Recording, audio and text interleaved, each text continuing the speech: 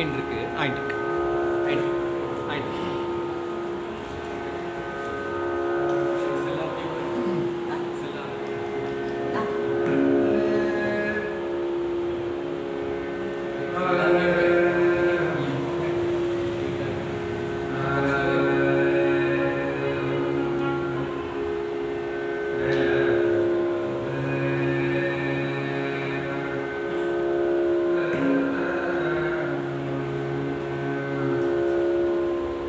മൂന്ന് പേരും കിടക്കും.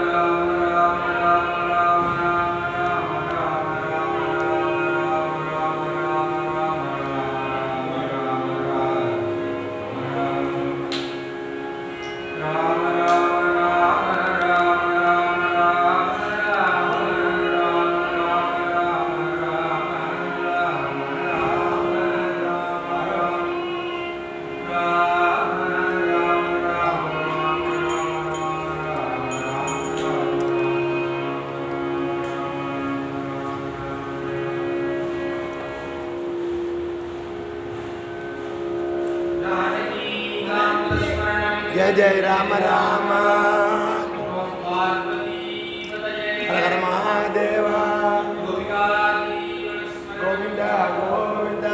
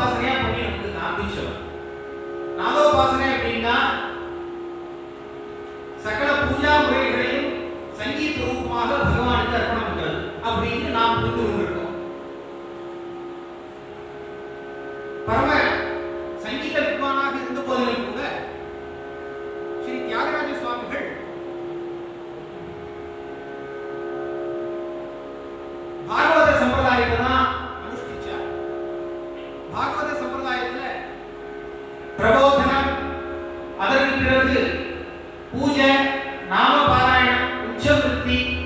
அதுக்கப்புறம் பஜனம், அதுக்கப்புறம் தோலோத்சவம். இப்படி பாகவத சம்பிரதாயத்தை நமக்கு எடுத்து காட்டினார். இதுக்காகவே பல கீர்த்தனங்கள் பண்ணினார். உற்சவ சம்பிரதாய கீர்த்தனங்கள், திவ்யாம கீர்த்தனங்கள், அதுக்கப்புறம் கொத்து கீர்த்தனங்கள் சொல்லக்கூடிய பஞ்சரத்ன கீர்த்தனங்கள், ஸ்ரீரங்க பஞ்சரத்னம், கனராக பஞ்சரத்னம், கோவூர் பஞ்சரத்னம், லால்குடி பஞ்சரத்னம், இப்படி சகல தேவதைகள் மேலேயும் அவர் எந்த விதமான பேதமும் காட்டாமல் சகலத்தையும் ராமஸ்வரூபமாகவே பார்த்து அப்படி நமக்கு கீர்த்தனங்களாக வர்ஷிச்சிருக்கார் ஸ்ரீ தியாகராஜ சுவாமி. தியாகராஜ சுவாமிகள் சாட்சாத் வால்மீகி பகவானுடைய ஒரு அவதாரம். எப்படி வால்மீகி பகவானுக்கு நாரத சுவாமி உபதேசம் பண்ணி ராமச்சந்திரத்தை உபதேசம் பண்ணி விஸ்தாரமாக எழுது அப்படின்னு அனுகிரகம் பண்ணினாரோ, அதே போல ஸ்ரீ நாரத சுவாமி தியாகராஜ சுவாமிகளுக்கு ஸ்வராரணம் அப்படிங்கிற ஒரு கிரந்தத்தை அனுகிரகம் பண்ணி அது மூலமாக ஸ்வரங்களுடைய மர்மத்தை தெரிவித்து அதனை சங்கீதமாக ராமன் உபாசி அப்படின்னு அனுகிரகம் பண்ணினார். அந்த தியாகராஜ சுவாமிகள் தெரிந்து கொண்ட அந்த ரசாரணம், சங்கீத ரசாரணம் அப்படிங்கிற ஒரு கிரந்தத்தை அவருடைய கீர்த்தனம் மூலமா நமக்கு தெரிய வருது. தியாகராஜ சுவாமிகள் அவருக்கு சுகமோ துக்கமோ எது ஏற்பட்டாலும் அதை கீர்த்தனங்களாக பகவானுக்கு அர்ப்பணம் பண்ணினார் அப்படின்னு பார்க்கிறோம். இந்த விதமான பாவத்தை மனசுல ஸ்புரிக்கக்கூடிய பாவத்தை அவர் கீர்த்தனமாக பண்ணினார். இது சங்கீத மும்மூர்த்திகளுக்குள்ள தியாகராஜ சுவாமிகளுடைய ஒரு வித்தியாசமான அம்சம். பாவம் உள்ளுக்குள்ள பொங்கிட்டு வர பாவத்தை அப்படியே கீர்த்தனமா பண்றார். இந்த கீர்த்தனங்கள்ல ராமனுடைய சகாவாக அனுபவிப்பார். சில சமயம் ராமனை தன்னுடைய பிதாவாக பார்ப்பார், ராமனுக்கு தன்னை தாசனாக வச்சுட்டு பார்ப்பார். முக்கியமா அவர் வைத்தியான சுகாரம் தான் இருந்தார். அதுல இந்த சங்கீதத்தை எப்படி பகவானுக்கு அர்ப்பணம் பண்றது அப்படிங்கிற பദ്ധதியை பல கீர்த்தனங்களை சொல்றார். காலமுறை எழுந்து கொண்டு நித்திரையை தியாகம் பண்ணி ஒரு தம்புரா வச்சிருந்து சுத்தமான மனசோட பகவான் பாடுங்க. நிதுரா நிராகரஜே மோதுகா தம்புர பகி நிதுரா நிராகரஜே மோதுகா தம்புர பகி சுத்தமை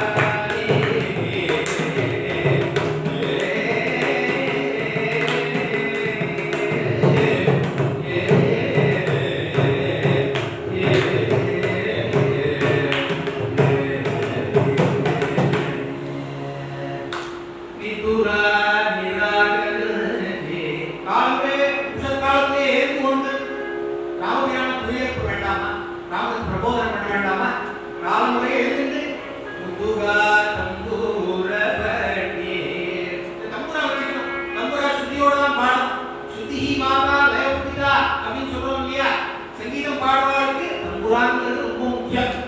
தாளம் இருக்கிறது அடுத்த பட்சம். தாளம் கையா உள்ள போடணும். ஆனா ஒரு சுத்தின்னு வச்சுட்டு பாடணும் இல்லையா? அது தம்புரா முக்கியம் இல்லையா? முதுகா தம்பூரவடி. தம்புரா இருக்கு, வாக்குலேருந்து கீர்த்தனை வரப்போகுது. மனசு சுத்தமா சுத்தமைன மனசுல எந்த விதமான ஆசாபாசங்களுக்கு இடம் கொடுக்காம காமம், குரோதம், லோபம், மோகம், மதம், மாத்சரியாதி குணங்கள் எல்லாம் நிராகரித்து மனசு சுத்தமாக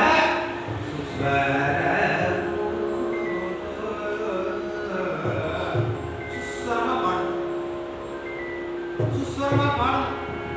ஏன் சுஸ்வரமா பாடணும்னா சுஸ்வரமா ராமன் இருக்கான்.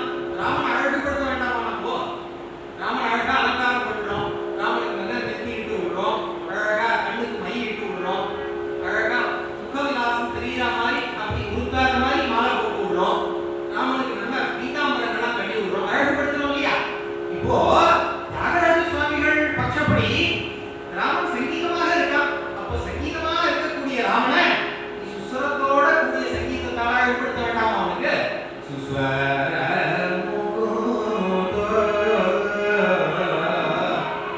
சரி, இது ஒரு நாள் பண்ணா போருமா, 2 நாள் பண்ணா போருமா, 3 நாள் பண்ணா போருமா?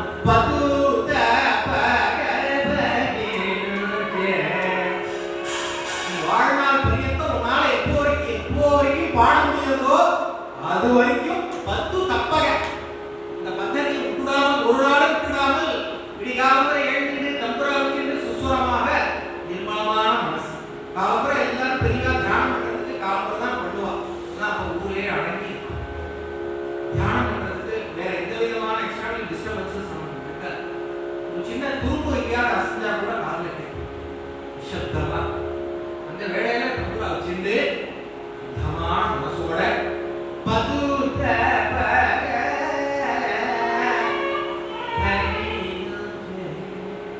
அப்படி யார் மதிக்கிறானோ அவனை காப்பாற்ற வேண்டிய அப்பேற்பட்டவன் தான் உன்னுடைய தயசாலி, உன்னுடைய தயவுக்கு பாத்திரமானவங்கிறார் தியாகராஜ சுவாமிகள். இந்த சங்கீத மார்க்கத்துல அவர் நிறைய தம்புராவை பத்தி சொல்லியிருக்கார். நேத்தியே பார்த்தவே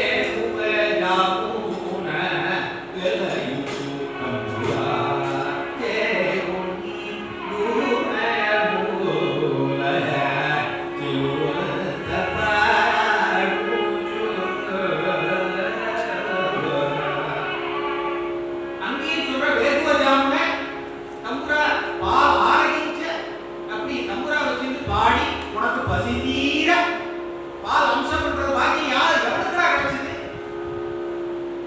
பார்வதிக்கு கிடைக்கல, ருக்மிணிக்கு கிடைக்கல, சீதம்மாவுக்கு கிடைக்கல, லக்ஷ்மண சுவாமிக்கு கிடைக்கல, பிரம்மாவுக்கு கூட கிடைக்கல. அவெல்லாம் ஆராதனை பண்ணிருக்கா. ஆனா தம்புரா வச்சிருந்து சுஸ்வரமா ஒரு பாட்டு பாடி மேலுகோவையா மேலுகோ ராமாய மேலை சீதா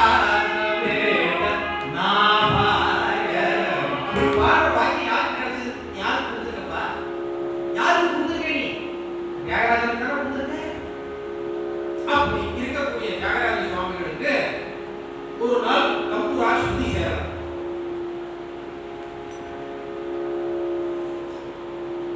ஒரு ஆர்டிஸ்டுக்கு அவர் பென்சில் வச்சிருக்காரு, இல்ல கலர் பேனா வச்சிருக்காரு. கலர் பேனா எழுதவே இல்லை.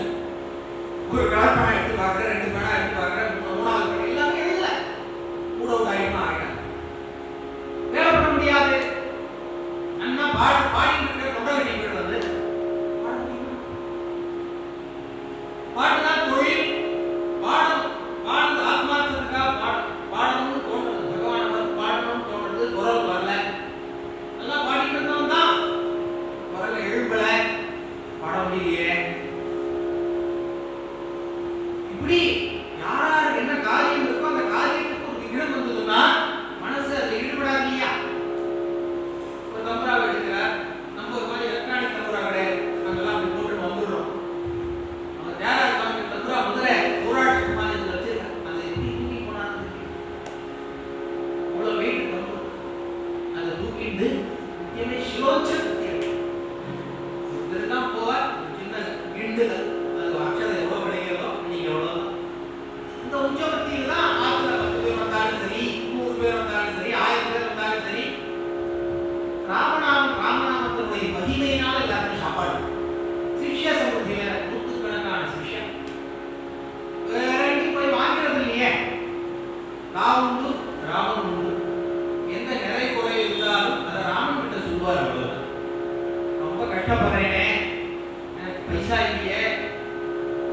ராஜாவை போய் பாடலாமா, பைசா கிடைக்குமா அவனுக்கு அப்படின்லாம் பாடினவர் இல்லையே. அதனால தானே 300 வருஷம் ஆனாலும் கொண்டாடுறோம், 3000 வருஷம் ஆனாலும் கொண்டாட போறோம். காரணம் ஆத்மம். இந்த ஆத்ம குணம் தான் நமக்கு தியாகராஜ சுவாமிகள் இன்னைக்கு ஸ்மரிக்கிறது. தியாகராஜ சுவாமிகள் சொன்னாலே என்ன நமக்கு தோன்றது? ஒரு சின்ன ஒரு மெலிஞ்ச ஒரு தேகம், அப்படியே கண்கண்ட ஒரு அழக்கூடிய பாவத்தில் இருக்கக்கூடிய ஒரு புகழாக இருக்கக்கூடிய பாவம். இந்த தம்புரா வச்சு பாடுறதுதான் தெரியுது நமக்கு. இல்லை தங்கத்தோட போட்டு இருக்கிற தியாகராஜ சுவாமிகள் சித்திரம் இருக்கா இன்னைக்கு?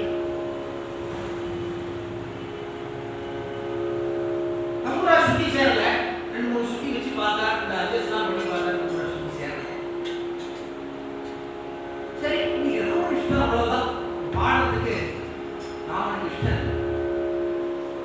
ராமனுக்கு இஷ்டம்னா பாடணும். ராமன் சந்தோஷப்பட்டா ராமன் சந்தோஷம், ராமன் துக்கப்பட்டா அப்படின்னு வாழறவர் இல்லையா?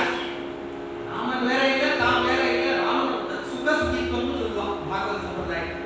கோபிகைகள்னா அப்படிதான் இருந்தா.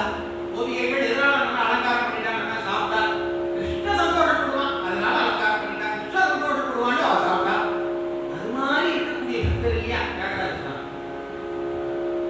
ராமா இவன் ஏன் பிறந்தான்? இவன் எதுக்காக பிறந்தான்? ஏ பண்ணி போ ஜல்மில் கீதிமயம், ஏ பண்ணி போ ஜல்மில் கீதிமயம், ஏ பண்ணி போ ஜல்மில் கீதிமயம்,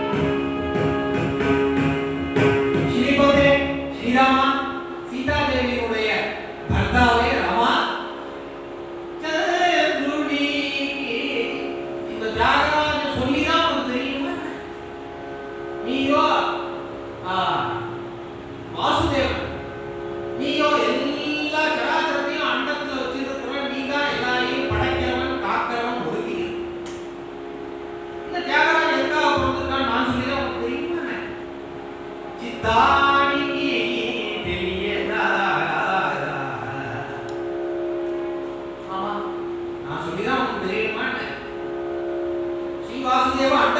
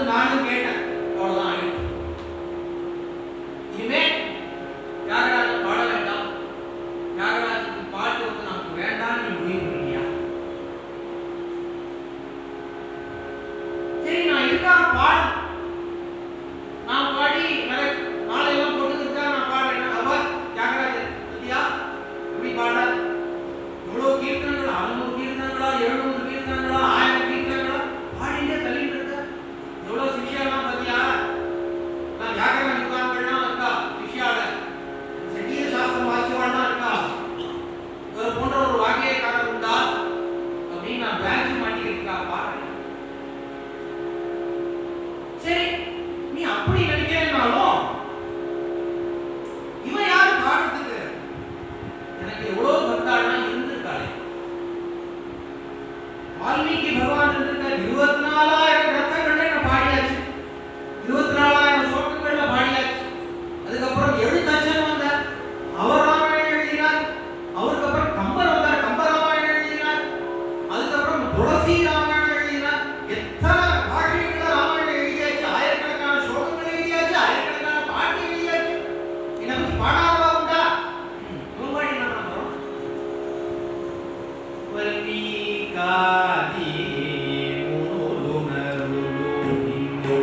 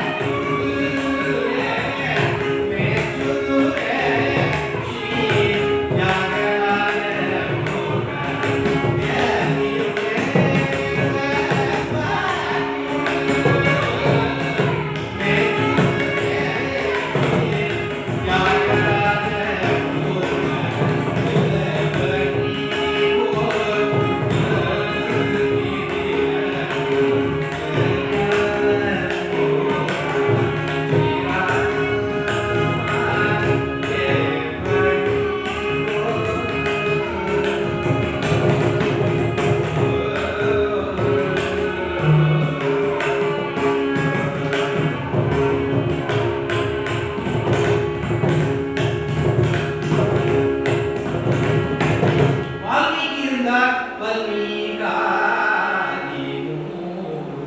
வால்மீகி பாடினார், வாஸ்தவம் தான். துளசிதாசர் பாடினார். நீ லிஸ்ட் போட்டு இல்லையா, எல்லாத்தையும் நான் ஒத்துக்கிறேன். வல்மீகாதி முனு நருளு நின்னு. இவெல்லாம் வர்ணிச்சிருக்காப்பா. நானும் பாராயணம் பண்றவன் தான். இனிமே ராமாயணம் ஒரு ஸ்லோகமாவது சொல்றவன் தான். ஒரு ஸ்லோகம் இல்லாட்டா கூட ஒரு அக்ஷரமாவது பண்றவன் தான். ஏகேக பட்சம் புரோக்தம் மகாபாரத நாசனம்னு எங்க அப்பா தாத்தா பெரியவாள்லாம் சொல்லியிருக்காங்க. அதனால எனக்கு ஒரு ஸ்லோகம் இல்லாட்டா கூட ஒரு அக்ஷரம் ராமாயணத்திலிருந்து நான் பாராயணம் பண்றவன் தான். ஆனா எனக்கு ஒண்ணு பாடணும்னு ஒரு ஆசை. அவெல்லாம் பாடியிருக்கா.